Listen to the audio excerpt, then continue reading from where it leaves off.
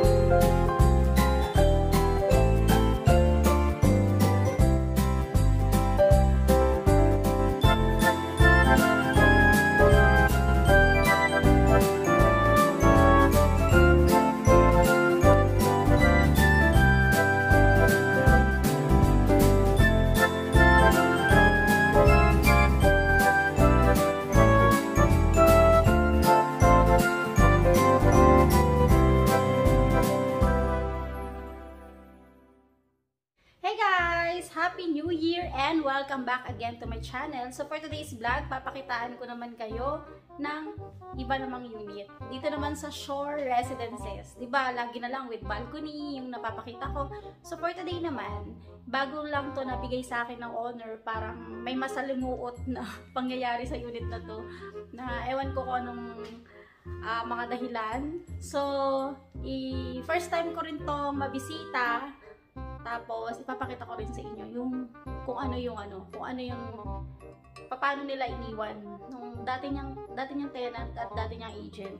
Tapos, ano ba?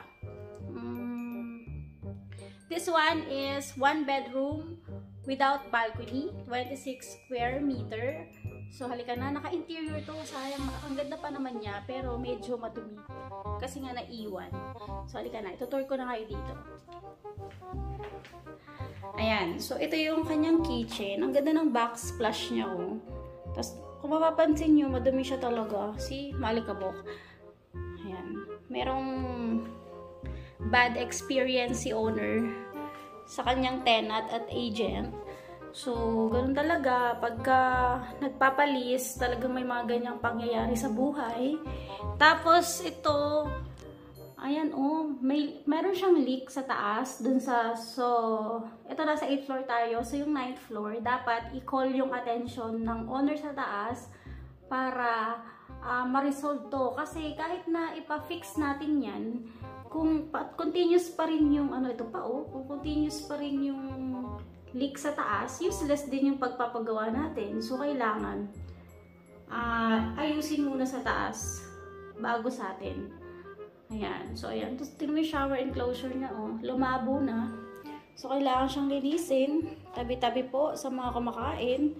Medyo maselan. Sa mga maselan, kasi madumi. Tapos, ito, yung mga agyo-agyo, madami pa siya.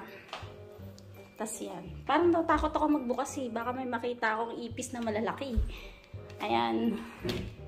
Pero alam mo yung 26 square meter dito is malaki din siyang size. Parehas lang din ng mga 28 square meter na wala lang yung balcony. Kasi yung balcony naman kasi kasama yan sa natin, 'di ba? Sa bilang ng square meter. binabayaran nyo yung balcony niyan, yung association dues niyan, kasama sa bilang. So, ayan yung wallpaper niya. Ayan, no, shoot. Yan. Medyo madumi, oh. Hindi ko alam kung paano natin lilinisin itong wallpaper. Kung pwede bang punasan yan or what, na hindi masasira yung wallpaper. But I think pwede. Kasi I think it's, yeah, it's waterproof naman siguro. Ayan. So, meron siyang TV dito. Actually, maganda yung ayos ni ma'am dito eh. Kaso yun nga, mga may molds na yung upuan, ganyan. So kayo, pag nasa ibang bansa kayo, maganda rin, kunyari din yung pinaparentahan yung unit ninyo, tapos nasa ibang bansa kayo, maganda rin na may caretaker kayo para, example, for example, once a month, mabisita para makita. Katulad nito, yung nangyari dito, may isa akong client, ganyan. Ang tagal niya, 2 taon siya nawala dito. So, nung pagbisita niya, ayan, sobrang parang babagsak na kasi sobrang parang babagsak na yung ceiling sa CR kasi nga, hindi naman niya nakikita at hindi rin niya napapadalaw yung unit niya. So, mas maganda pa rin na meron kayong mapagkakatiwalaan na, dalaw-dalawin lang, tignan kasi baka mamaya merong problema. Ayan, tignan mo yung couch niya, nag-molds na. Ganda pa naman ang couch niya. Yung favorite part ko dito, itong salamin niya. Ang ganda, no? Ano siya eh, ceiling to to socket eh. Oh, galing. Galing. Tapos, tingnan mo naman, itong kanyang, fan light. Tingnan mo, sobrang kapal naman ang alikabok nito, besh. Grabe naman. And, yung cabinet niya, ayun. Naku, mahirapan niya maglilinis dito General cleaning ang peg nito. Ayan. So, ayun, alam mo ba, ang cute na yung niya dito. Ng bed niya. Ayan ganda, diba? Tapos, may cabinet siya sa ilalim.